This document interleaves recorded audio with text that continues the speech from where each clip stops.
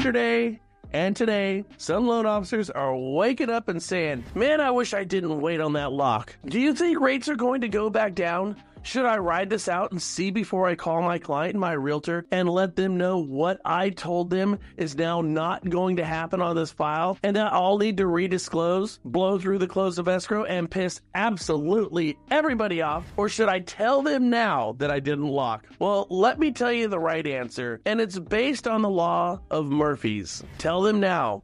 Eat the frog and take your lumps, because if you decide to float this deal, rates will positively get worse because that's how Murphy wants it to go. The second piece of advice I'd give is this: get out of the rate expert game right now, right here, because nothing good comes from it. It's a fool's bet. Quote your rate and let them decide if they want to float. Make it explicitly clear it's their choice, not yours. And if your client says, what do you think rates are going to do? You say they're either going to go up or down, and you don't know, because if you did, you would be a trader, not a loan officer. No offense to anybody. Or just lock the damn thing. If you decide to become a rate expert and your expert advice is float this thing because rates are going to go down, you have three outcomes and none of them are good. 1, rates are going to go up and you lose and look bad. 2, rates are not going to change and you still lose because what you said didn't happen, that being rates going down. Or number 3, rates in fact do go down and it's pretty much a push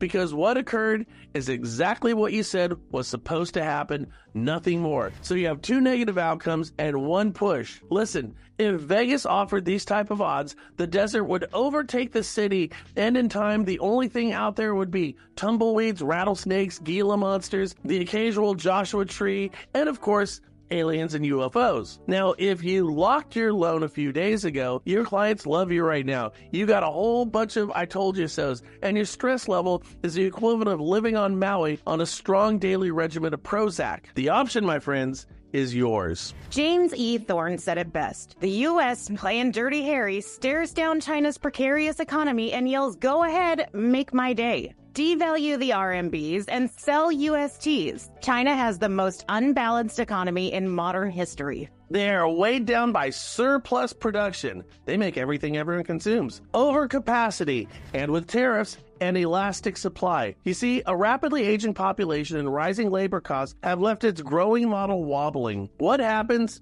in a tariff war, where millions on the countryside will lose their jobs as factories slow and exports falter? Social unrest could erupt like a powder keg while Beijing's half-hearted reforms offer little relief. China has always out-tariffed the U.S. If you think our tariffs are bad, China's on us are at an imposing 84% and going to move to 104 yesterday. So in this game of tariff chicken, who's going to flinch first? Will it be us or China? Further, do you support tariffs even though right now they're probably hurting our industry worse than any other country? Sorry, auto industry. Let us know down in the comments below. Finally, and this is good news, all of this will surely help spur on more supply, further turning this into a buyer's market. A market that us loan officers are going to benefit in. Frankly, so will the realtors. I want you to think about this as I opened up the show. This illustrates just how quickly our market turns.